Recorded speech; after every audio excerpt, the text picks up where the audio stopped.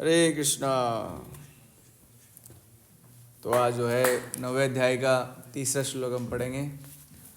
ये श्लोक बहुत महत्वपूर्ण लग रहा है क्योंकि इसमें बताया गया है कि भक्ति कैसे स्ट्रोंग होगी, भक्ति कहाँ से स्टार्ट होती है। तो इस श्लोक को पढ़ते हैं अपन। अश्रद्धा न पुरुषा धर्मस्य यस्य परन्तप।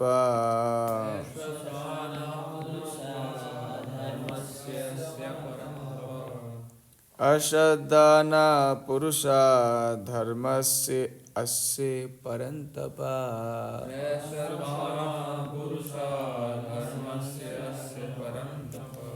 अप्राप्ये मां निवर्तन्ते मृत्यु संसार वर्तमनि।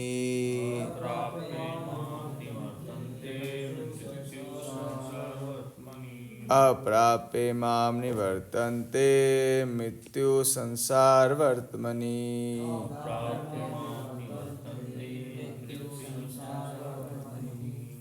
अश्रद्धा न पुरुषा धर्मस्य यस्य परन्तप।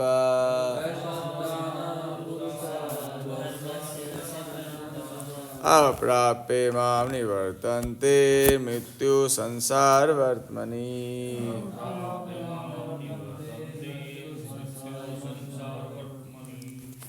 भगवान अर्जुन से कह रहे हैं, हे परंतप, जो लोग भक्ति में श्रद्धा नहीं रखते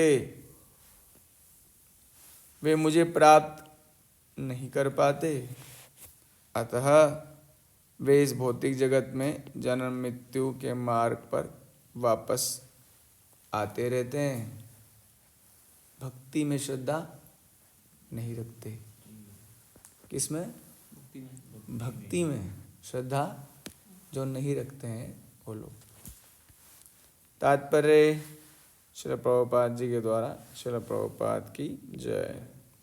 श्रद्धा विहीन के लिए भक्ति योग को पाना कठिन है, यही इस श्लोक का तात्पर्य है।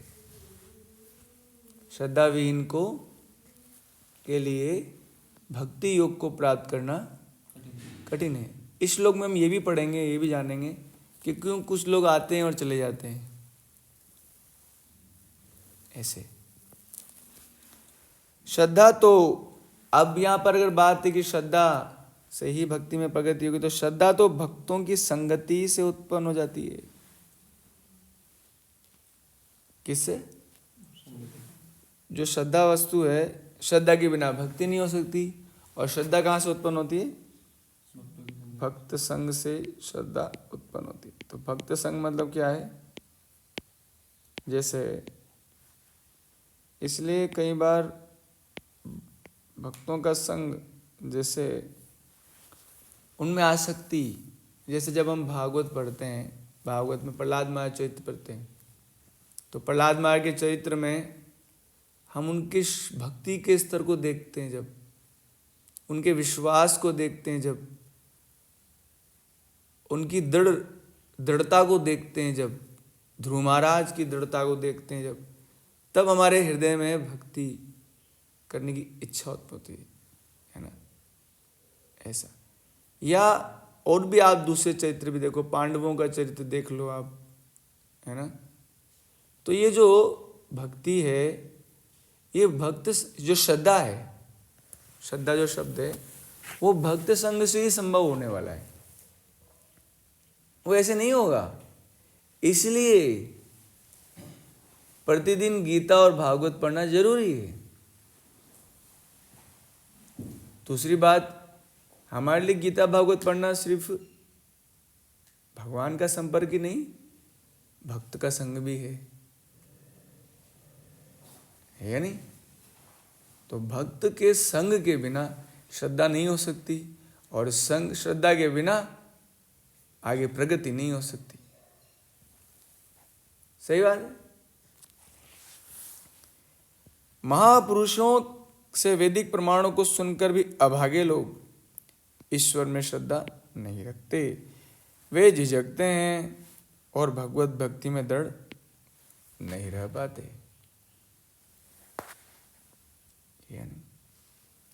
इस प्रकार कृष्ण भावना की प्रगति में, कृष्ण भावना की प्रगति में श्रद्धा मुख्य है। चैतन्य चरित्रामृत में कहा गया, श्रद्धा तो ये पूर्ण विश्वास है कि परमेश्वर कृष्ण की ही सेवा द्वारा सारी सिद्धियां प्राप्त हो जाएगी, मतलब सारा काम इसी से बन जाएगा अपना। वेदेषु यज्ञेषु तपसु चैव दानेषु यत् पुण्य फलम प्रतिष्ठम अत्येति तत्सर्वम् इदं विदित्वा योगी परम स्थान उपेति चाद्यम। परम स्थान पे चला जाता है भक्त, सब मिल जाएगा उसको। ये है श्रद्धा कि ये कर लूंगा तो सब हो जाएगा, नाम जप कर लिया तो सब हो जाएगा, सब मिल जाएगा, तो सब पाकर भी सब छूट जाएगा। श्रीमद् भागवत में कहा गया, यथा तरो मूलु निषेचनेन तृप्यन्ति तत्स्कंद भुजोपशाखा प्राणोपहारा च यथेन्द्रियाणाम तथैव सर्वाणम अच्युतिज्या। वृक्ष की जड़ों को सींचने से उसकी डालें, टहनियाँ, पत्तियाँ तुष्ट होती है। आमाशय को भोजन देने से शरीर की सारी इंद्रियां तृप्त होती है। उसी प्रकार भगवान की दिव्य सेवा करने से सारे देवता और समस्त जीव स्वतः ही प्रसन्न हो जाते हैं।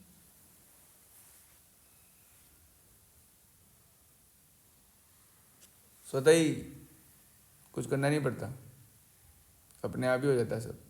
क्या बात है। अतः गीता पढ़ने के बाद मनुष्य को चाहिए कि वह गीता के इस निष्कर्ष को प्राप्त हो ले कि मनुष्य को अन्य सारे कार्य छोड़कर भगवान कृष्ण की सेवा करनी चाहिए। अब इससे थोड़ा डाउट क्रिएट होता है एक, कि सारे लोग तो साधु सन्यासी नहीं बन सकते, 99.99% तो ग्रस्त बनेंगे ही, उनको रोका ही नहीं जा सकता। वो चाहे परतो सतोवा, खुद के प्रयास से और दूसरों के प्रयास से भी नहीं रुकेंगे। तो इसका मतलब क्या है वास्तव में? इसका मतलब ये कि कम से कम भजन करते समय अन्य कार्यों को छोड़ दो। इधर उधर मन में जो भटकाव है, जैसे कल गोविंद्र महाराज बता रहे थे ना, अभ्यास योग युक्ते न चेतसा न अन्य गामिना। उस समय छोड़ दो, मन को समझाओ, उम्र सारी बीत गई धोखे में,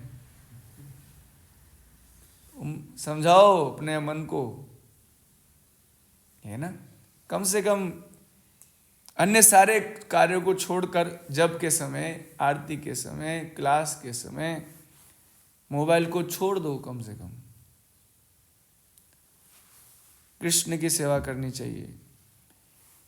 और यदि वह इस जीवन दर्शन से विश्वस्त हो जाता है तो यही श्रद्धा है। इससे क्या होगा बुझी? अरे इससे सब कुछ होएगा। अब देखो, इस श्रद्धा का जो विकास है वो कृष्ण भावना की विधि है। अभी श्रद्धा तो मिल गई साधु संघ से, बट इसको करना क्या है? आगे विकास करना है इसको। तो प्रोसेस जो हम लोग फॉलो कर रहे हैं, इससे उसका विकास होता है। जैसे कल महाराज से पूछे थे ना कि महाराज किससे होता है, डाउट आता है। वो डाउट आ नहीं सकता, तुम फॉलो नहीं कर रहे हो ठीक से, तुम ठीक नहीं कर रहे हो। जैसे मान लो कि कोई व्यक्ति अगर डेली सब्जी रोटी दाल चपाती खाएगा तो वीक नहीं हो सकता ना। लेकिन इसे वो दाल ही पिए या फिर उस राइस ही खाए या उसी सब्जी ही खाए, कोई भी एक अंग छोड़ोगे निबट जाओगे। इसलिए जो प्रभुपाद ने बोला ABCD कंप्लीट फॉलो करना है, एसोसिएशन करना है, बुक रीडिंग करना है, जप करना है और प्रसाद पाना है, और 4 नहीं करना है। तो कंप्लीट प्रोसेस है ये, 4 चीजें करनी, 4 नहीं। इसको करो तो कैसे मान लिया जा रहा है? हो नहीं सकता। तो कृष्ण भावना व्यक्तियों की 3 प्रकार की श्रेणियां हैं। तीसरी श्रेणी, थर्ड कैटेगरी, थर्ड क्लास। कौन सा क्लास? थर्ड क्लास में वे लोग हैं जो श्रद्धा विहीन हैं। तो श्रद्धा विहीन है, क्यों भाई श्रद्धा विहीन है? ऊपर ऊपर से भक्ति में लगे हैं और इन्हें सिद्ध अवस्था नहीं मिलेगी। संभावना यही है कि वह कुछ काल के बाद नीचे गिर जाएंगे, मतलब भक्ति छोड़ देंगे, कुछ टाइम बाद छोड़ ही देंगे, कंफर्म है इनका। भले ही भक्ति में लगे रहें किंतु पूर्ण विश्वास और श्रद्धा के अभाव में। अब पूर्ण विश्वास श्रद्धा क्यों नहीं आया? क्योंकि प्रॉपर भक्त संग नहीं किया। प्रॉपर गीता भागवत में प्रभुपाद जी को बातों में अपने आप को डुबोया नहीं, भागवत के चरित्रों को समझा नहीं। प्रहलाद महाराज, ध्रुव महाराज, ऋषभदेव, जड़भरत जी और वृत्तासुर जी, इनके चरित्र को समझा नहीं ठीक से, इसलिए श्रद्धा आई नहीं। श्रद्धा आई नहीं तो फिर कितना श्रद्धा, पहले मुख्य रूप श्रद्धा है ऐसा। और कृष्ण भावनात् में उनका लगा रह पाना कठिन है प्रभु, कठिन हो जाता है प्रभु, मुश्किल हो जाता है प्रभु जी ऐसा। अब प्रभुपाद जी कह रहे हैं, अपने प्रचार कार्य के दौरान हमने इसका प्रत्यक्ष अनुभव किया है कि कुछ लोग आते हैं किन्हीं गुप्त उद्देश्यों से कृष्ण भावनात् को ग्रहण करते हैं, किंतु जैसे उनकी आर्थिक दिशा सुधर जाती है इस विधि को त्याग कर पुराने ढर्रे पर चले जाते हैं। आर्थिक स्थिति मतलब जो भी उनको प्रॉब्लम थी वो ठीक हो जाती है, फिर गायब। कृष्ण भावनात् में केवल श्रद्धा के द्वारा ही प्रगति की जा सकती है। जहां तक श्रद्धा की बात है, जो व्यक्ति भक्ति साहित्य में निपुण है, आ गया पॉइंट, आ गया पॉइंट, आ गया। भक्ति साहित्य गीता और भागवत है ना, गुरु वैष्णव क्या है वो, हरि गुरु वैष्णव भागवत गीता। तो भक्ति साहित्य में जो निपुण है, जिससे दृढ़ श्रद्धा की अवस्था प्राप्त कर ली है, वह कृष्ण भावनात् का प्रथम कोटि का व्यक्ति कहलाता है। तो जो भक्ति साहित्य में निपुण है, ध्यान दीजिएगा प्रभाकर जी, प्रभाकर ध्यान दीजिएगा इस बात पर कि जो भक्ति साहित्य में निपुण है तो पढ़ो, पापा जी बोले पढ़ो, दिन रात पढ़ो। और दूसरी कोटि में वे आते हैं जिन्होंने शास्त्रों का तो ज्ञान नहीं है, लेकिन स्वतः ही जिनकी दृढ़ श्रद्धा है कि कृष्ण भक्ति, स्वतः ही दृढ़ श्रद्धा है, कहीं से आई है पिछले जन्मों से, स्वतः ही दृढ़ श्रद्धा है कि कृष्ण भक्ति सर्वश्रेष्ठ मार्ग है, वैसे ग्रहण करते हैं। इस प्रकार वे जो सेकंड कैटेगरी के जो लोग हैं, भक्ति में तो श्रद्धा नहीं है इतनी, मतलब सॉरी शास्त्र में तो इतनी निपुणता नहीं है शायद किसी कारण से, है ना, लेकिन पूर्व जन्मों की सुकृति है और भक्तों में श्रद्धा है, भक्ति के प्रोसेस में श्रद्धा है। तो ये लोग भी जो सेकंड कैटेगरी लोग धीरे धीरे फर्स्ट कैटेगरी में चले जाएंगे, वो भक्तों के संग के कारण।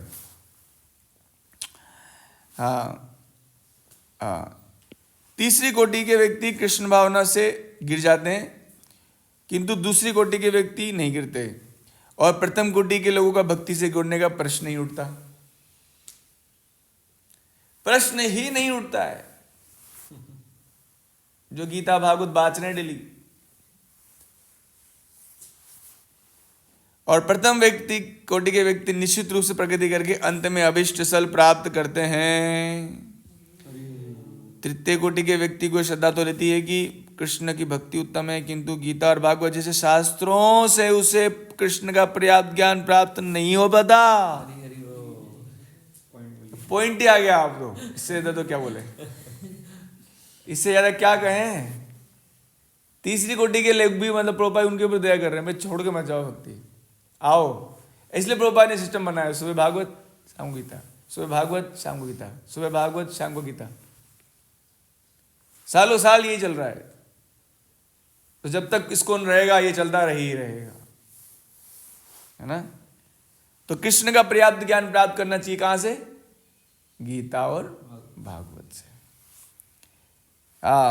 और कभी कभी जो थर्ड कैटेगरी जो लोग हैं, इनकी कर्मयोग और ज्ञान योग की ओर प्रवृत्ति हो जाती है। फिर थोड़ा कुछ कर्म करें, कुछ कर्म करें, कुछ कर्म करें, कुछ करें, कुछ करें, कुछ करें, कुछ पोस्टर चिपकाएं, कुछ क्या करें, कुछ क्या करें, रहती कुछ तो करें। उनको चैन नहीं पड़ता उनके। मैं कहता हूँ चुपचाप जब करो, अरे ऐसे कैसे प्रभु जी, थोड़ा गीता भागवत पढ़ लो। अरे नहीं प्रभु, ये सेवा इंपॉर्टेंट है। और ज्ञान योग की ओर होती है। कभी कभी वो विचलित होते रहते हैं, और जो ही उनमें ज्ञान और कर्म योग का संदूषण निकल जाता है, वे भी सेकंड कैटेगरी या प्रथम कैटेगरी में आ जाते हैं। अभी कैसे होता है ये तो भगवान ही जाने। कृष्ण की परिस्थिति श्रद्धा भी 3 अवस्थाओं में विभाजित है। श्रीमद् भागवत में इसका वर्णन है। भागवत के 11वें स्कंद में प्रथम सेकंड तृतीय कैटेगरी की वास्तविकता का वर्णन हुआ है। जो लोग कृष्ण के विषय में भक्ति की श्रेष्ठता को सुनकर भी श्रद्धा नहीं रखते और सोचते हैं कि मात्र प्रशंसा है, उन्हें ये मार्ग अधिक कठिन जान पड़ता है ना। हाँ, भले ही वो ऊपर से भक्ति में क्यों ना लगे हो, और उन्हें सिद्धि प्राप्त करने की बहुत कम आशा है। इस प्रकार भक्ति करने के लिए श्रद्धा परम आवश्यक है। जगत गुरु श्रील प्रभुपाद की। आप सभी वैष्णव को प्रणाम। वांछा कल्पतरु वैश्य कृपा सिंधु वैतानां पावनेभ्यो। जगत गुरु श्रील प्रभुपाद की जय। भगवद गीता की गौर प्रेमानंदी।